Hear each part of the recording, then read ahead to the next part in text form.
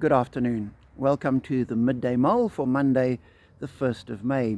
With Robert Murray McShane, one of the chapters we read is from Leviticus, chapter 8, talking about the Levites being set aside for God's purpose. In verse 14 he says, "In this way you are to set the Levites apart from the other Israelites, and the Levites will be mine." And he clarifies why this is. In verse 18 he says, "I have taken the Levites in place of all the firstborn sons of Israel." And so in Israel, the firstborn was supposed to be dedicated to God. And God says, instead of everybody's firstborn, I'll just take the Levites. And he lists what they will, what needs to happen, how they will be given over, and they will be exclusively used in the worship around the tabernacle. Which to the 21st century ear, Western ear, sounds a little bit odd.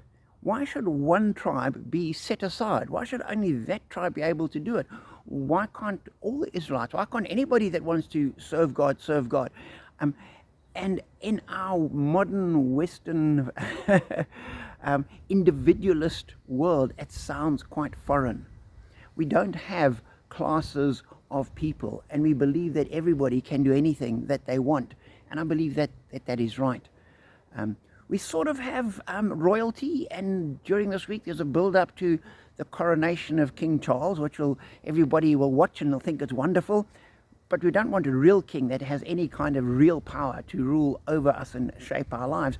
We'd rather have elected representatives do that. And so this passage from the Old Testament is quite foreign to our ears, and we just need to bear that in mind, that they were writing in a time where that is completely accepted. And there are many parts in the world where that is still accepted. Certain people are royalty, certain people have certain privileges. That's just because of the way things are. And one looks at the caste system in India, where your birth and your lineage determines your position in society. And for a long time people just accepted it. In the West as well, it wasn't that long ago where if you're upper class, you're upper class. If you're working or middle class, well, that's where you were. You just live with it. Don't buck the system. It's the way it is. And as I was reading that and thinking about it, that there's a specific group of people and only them that can serve the tabernacle. And out of the Levites, only a very small, only the family of Aaron can be priests. So it's a very exclusive position.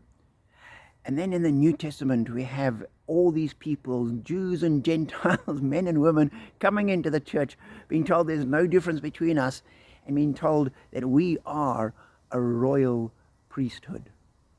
And so seeing how exclusive and special it is in the Old Testament, that really just highlights the privilege, the absolute privilege of being talked about as the royal priesthood, that those rights which are exclusive to a very small minority of the people of Israel are ours. We can go into the presence, we can serve the living God. We can do all of that because we are his children.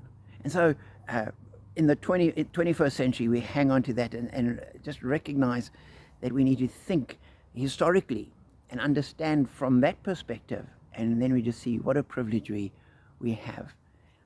Hold on to that and know that you're blessed.